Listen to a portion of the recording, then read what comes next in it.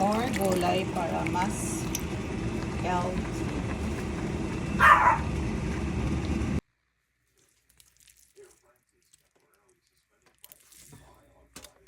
Ito. So, ayan na, pinikpik ko na siya at hiniwa sa gitna. Kasi dapat daw tanggalan siya ng dugo. So, ilalagay natin siya. Lalagyan pa pala natin siya ng taba-taba. Tsaka, nilagyan ko na siya ng asin ang aking pot. Ang lulutuan natin yan, malaki to siya. So, damihan natin ng asin para sarap ang ating inuunan or pinais. Sa Tagalog, pinais siya.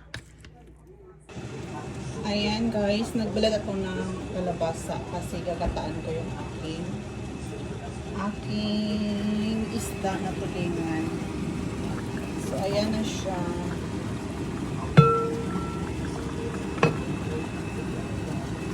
So, very malambot na yan. So, gusto ko yung parang ano na yung tubig niya. Malabnaw. So, kailangan pa siya ng 1 oras na pakulo.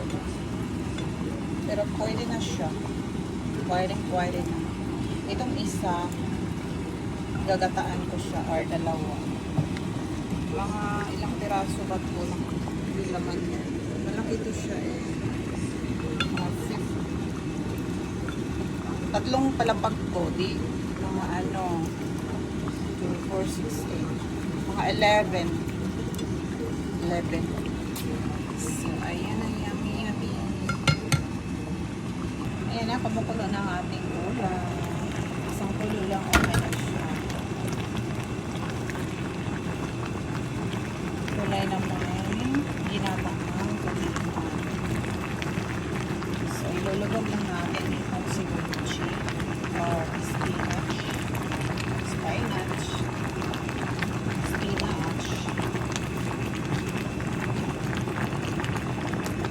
So, may tanglad siya guys para mabango. At saka may loya. So, nawala ang fish. Ayun. Yun. Yan ang fish.